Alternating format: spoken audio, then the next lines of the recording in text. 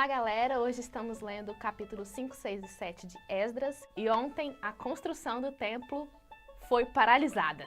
Teve um maior paranauê que já foi explicado, mas por ordem de Dário, a construção do templo teve que ser parada, mas logo no capítulo, o capítulo 4 termina com esse versículo. Então cessou a obra da casa de Deus, que estava em Jerusalém, ficando interrompida até o segundo ano do reinado de Dário, rei da Pérsia. Até esse segundo ano do reinado de Dário, que na verdade é até pouco tempo, né? Nada de importante acontece. E logo no capítulo 5 as pessoas só... o que aparece eles continuaram construindo.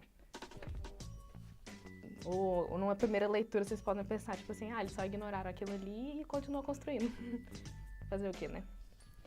Quem estava lá? Então se levantaram Zorobabel, filho de Sealtiel, e Jesuá, filho de Josadaque, e começaram a edificar a casa de Deus, que está em Jerusalém, e com eles estavam os profetas de Deus que os ajudavam. Já mostra que Deus estava a favor daquela construção continuar, mesmo o decreto de Dário falando que eles não poderiam fazer aquilo. Só que não é só por isso que eles fizeram, né? Vou lá construir e pronto. Por que que eles continuaram construindo? Vai do versículo 11 até o versículo 14. Nós somos servos de Deus, do céu e da terra, e reedificamos a casa que há muitos anos foi edificada, e a qual um grande rei de Israel edificou e acabou. Mas depois que nossos pais provaram a ira de Deus dos céus, ele o entregou às mãos de Nabucodonosor, o caldeu, rei da Babilônia, a qual destruiu essa casa e transportou o povo para a Babilônia. Porém, no primeiro ano de Ciro, rei da Babilônia, o rei Ciro baixou o decreto para que esta casa de Deus fosse reedificada, e até os utensílios de ouro e de prata da casa de Deus que Nabucodonosor tinha tomado do templo que estava em Jerusalém e levado para o templo da Babilônia, o rei Ciro os tirou do templo da Babilônia, e eles foram entregues a um homem cujo nome era Sesbazar, a quem ele tinha constituído governador. Antes do reinado de Dário, teve o reinado de outra pessoa e antes disso tinha o rei Ciro. O rei Ciro tinha falado que era para poder construir aquele local, era para poder fazer tudo certinho de novo, reedificar o local lá e tudo que precisava ele daria. Quando chegou no rei Dário, a gente vê que ele foi levado a cancelar tudo isso, e aí no capítulo 6 o rei Dário faz uma pesquisa profunda para ver se tudo isso era verdade, e aí ele lança um decreto falando que é para poder edificar sim.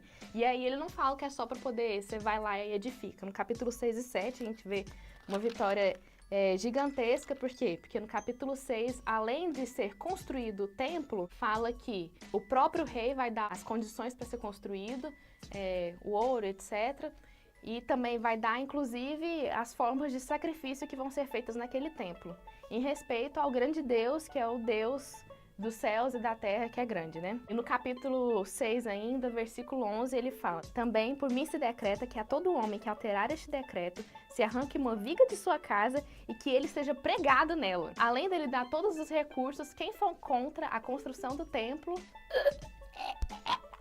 No capítulo 6 ainda, eles celebram a Deus por causa disso, é feita a Páscoa. E no capítulo 7 a gente tem outra vitória ainda, que é a aparição aqui de Esdras, que era um profeta, aqui fala de toda a genealogia, mas ele é filho de Arão, é filho do filho do filho do filho do filho do filho de Arão, o sumo sacerdote, e ele pode finalmente levar quem ele quiser, na verdade não quem ele quiser, quem quiser sair da Babilônia e ir para Jerusalém, onde o templo está construído. Nós pegamos capítulos felizes, amanhã talvez tenha uma reviravolta de novo, então fique atento, e até mais, gente.